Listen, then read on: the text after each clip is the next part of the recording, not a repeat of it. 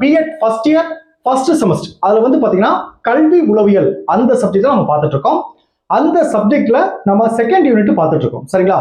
அந்த செகண்ட் யூனிட்ல வந்து பாத்தீங்கன்னா இன்னைக்கு நம்ம பார்க்க போற கொஸ்டின் வந்து ஒரு முக்கியமான 10 மார்க் கொஸ்டின். இந்த கொஸ்டின் வந்து உங்களுக்கு செமஸ்டர் எக்ஸாம் வர்றதுக்கான வாய்ப்பு அதிகமா இருக்கு. சரிங்களா? இப்போ அந்த கொஸ்டின் நம்ம நடத்துறதுக்கு முன்னாடி நம்மளுடைய இந்த BEd first year first semester கிளாஸ்ல புதுசா ஜாயின் பண்றதுக்கு நிறைய பேர் கால் பண்றீங்க. நீங்க எப்படி ஜாயின் பண்ணணும்னா என்னுடைய மொபைல் நம்பர் 9159084262 இந்த நம்பருக்கு நீங்க கால் பண்ணுங்க. நம்முடைய கிளாஸ்ல நீங்க எப்படி ஜாயின் பண்ணலாம் சொல்லி நான் உங்களுக்கு டீட்டெயிலா சொல்லிடுவேன்.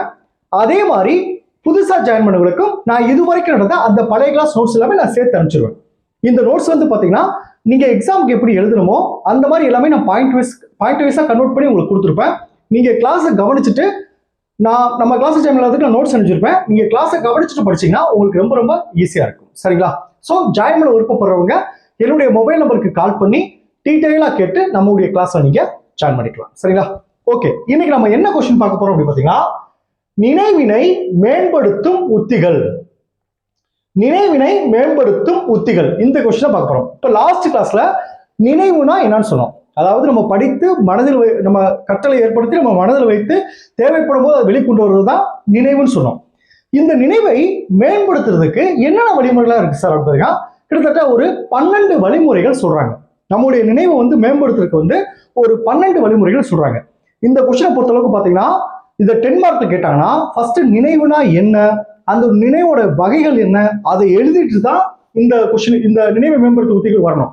நீங்க டைரக்டா நினைவை மேம்படுத்த உத்திகளுக்கு வந்தீங்கன்னா 2 பக்கம் தான் வரும். சரிங்களா? நம்ம வந்து 10 மார்க் கொஸ்டின் வந்து 5 பக்கம் எழுதணும், குறைஞ்சது 5 பக்கம் எழுதணும். ஸோ நீங்க நினைவுனா என்ன அதை எழுதிட்டு லாஸ்ட் கிளாஸ் நடத்துற அந்த நினைவின் வகைகள் எழுதிட்டு அதுக்கு பிறகுதான் இதை எழுதணும். சரிங்களா? ஓகே, சரி. நினைவை மேம்படுத்துறதுக்கு என்னென்ன உத்திகளா இருக்கு இது நம்ம எல்லாரும் தெரிஞ்சுக்க வேண்டியது. நம்ம அடிக்கடி மறந்துடுறோம், எனக்கு மறக்குது சார் அப்படிலாம் சொல்றோம் பாத்தீங்களா? ஸோ அந்த மறக்கிறத குறைக்கணும், நம்ம நினைவை மேம்படுத்தணும்னா என்னென்ன செய்யலாம் அப்படின்னு தான் பார்க்க போறோம். ஃபர்ஸ்ட் ஒரு இன்ட்ரோடக்ஷன் பாருங்க.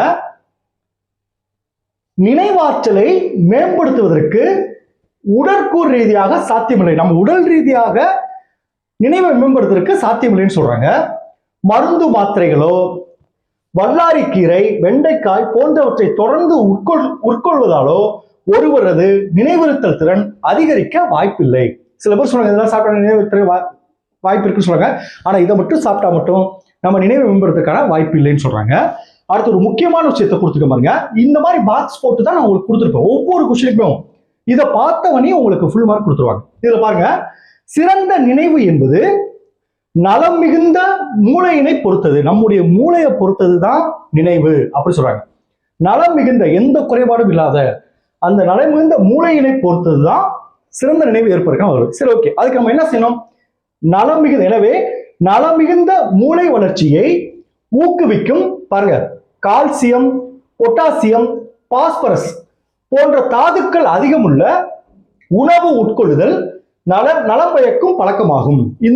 இந்த சம்பந்தமான விட்டமின்ஸ் எல்லாம் நம்ம எடுத்துக்கிட்டோம்னா மூளை சிறப்பாக இயங்கும். அதன் மூலமா நம்ம நினைவு மேம்படுத்த முடியும், நம்ம நினைவை வந்து மேம்படுத்த முடியும் அப்படின்னு சொல்றாங்க. சரிங்களா? இப்போ முக்கியமான விஷயத்துக்கு வரோம். நினைவிருத்தலை மேம்படுத்துவதற்கான கற்றல் கற்பித்தல் வழிமுறைகள். நம்முடைய நினைவிருத்தலை மேம்படுத்துறதுக்கு என்னென்ன செய்யணும் இப்பதான் நம்ம 12 வழிமுறைகள் நம்ம பார்க்க போறோம். சரிங்களா? கிளாஸை கவனிச்சிட்டீங்கன்னாவே இதை அடிப்படையா வச்சு நீங்க ஈஸியா எழுதிடலாம். இதுல ஃபர்ஸ்ட் பாருங்க, நினைவை மேம்படுத்துறதுக்கு என்ன செய்யணும்? எதை கற்றாலும் கற்க வேண்டும் என்ற ஆர்வம் இருக்கணும்னு சொல்றாங்க. அடுத்து பாருங்க, அல்லது ஊக்கத்தோடு கற்க வேண்டும்.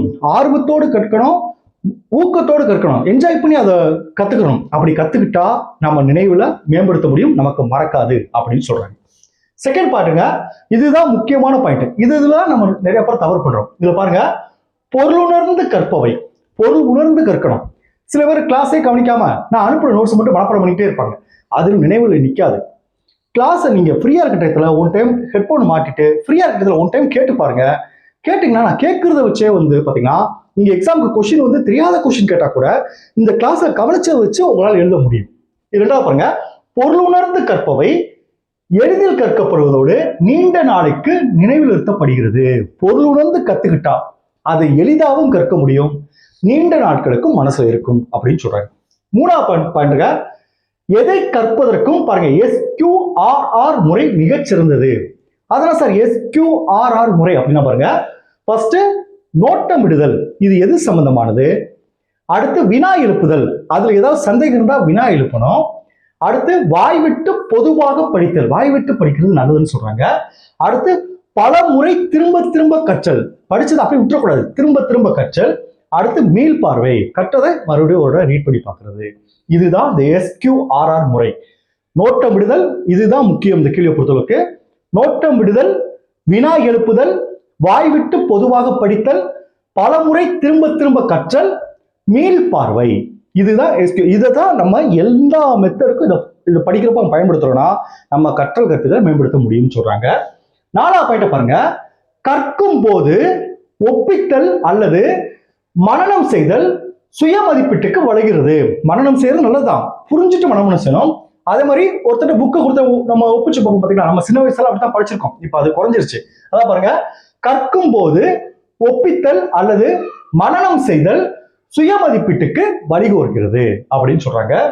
அடுத்து 5வது பாருங்க, இடைவெளி விட்டு சிறுக சிறுக கற்றலே சிறந்த நினைவகத்திற்கு உகந்தது. இடைவெளி விட்டு சிறுக மொத்தமா ஒரே மூச்சுல படிச்சோமா, இப்ப நம்ம பிஎட் ஃபர்ஸ்ட் செமஸ்டர் பாருங்க, எக்ஸாம் டேட் அனௌன்ஸ்மெண்ட் போற போது தான் கிளாஸ்ல ஜாயின் பண்ணி கண்டினியூஸா கால் வரும். நான் இவ்வளவு நாள் நடத்திட்டு இருக்கேன் பாத்தீங்களா, இப்போ கொஞ்சம் கொஞ்சமா தான் ஜாயின் பண்ணுவாங்க. அந்த எக்ஸாம் டேட் வந்த பிறகு தான் எல்லாரும் புக் அடிக்க ஆரம்பிப்பாங்க. அப்போ வந்து இந்த இதை படிப்போமா இதை படிப்போமா, 5 சப்ஜெக்ட், ஒரு சப்ஜெக்ட் 5 யூனிட், 25 யூனிட், எந்த சப்ஜெக்ட் படிப்போன்னு குழப்பமா அப்படியே சன்னாய் உட்காந்துருவாங்க. நான் அதனால தான் ஆரம்பத்துல இருந்தே ஜாயின் பண்ண சொல்றேன். இது காரணம் பாருங்க, இடைவெளி விட்டு சிறுக சிறுக கற்றலே சிறந்த நினைவுறுத்தலுக்கு உகந்தது அப்படின்னு சொல்றாங்க. அடுத்து பாருங்க, 6வது பாருங்க, திரும்ப திரும்ப கற்றல் மறத்தல் எல்லையை தாண்டிட துணை விடுகிறது. திரும்ப திரும்ப கத்துக்கிறப்போ அது மறக்காது அப்படின்னு சொல்றாங்க.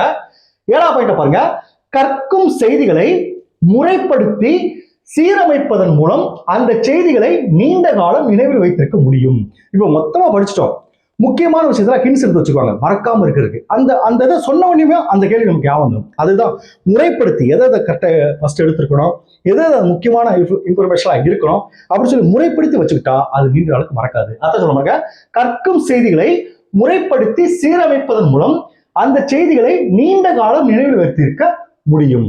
அது 8வது பாருங்க, கற்பவற்றை ஏற்கனவே கற்றலோடு தொடர்புபடுத்தி கற்றலும் கற்கும் பல பதிவுகளுக்கு இடையேயான தொடர்பை புரிந்து கொண்டு கற்றலும் நினைவிருத்தலை மேம்படுத்தும் வழிவகுக்கும். பாருங்க, கற்பவற்றை ஏற்கனவே கற்றவற்றோடு தொடர்புபடுத்துதல். இப்போ ஃபார் எக்ஸாம்பிள் தேர்வு கொடுத்துட்டீங்கன்னா இந்த பேலன்ஸ் ஷீட் படிப்பாங்க, trading account, profit loss account, அதுக்கப்புறம் அந்த இருப்புநிலை குறிப்புன்னு சொல்லி போடுவாங்க. இப்போ பாருங்க, டைரக்டா நம்ம இருப்புநிலை குறிப்பு நடத்தணும்னா புரியாது.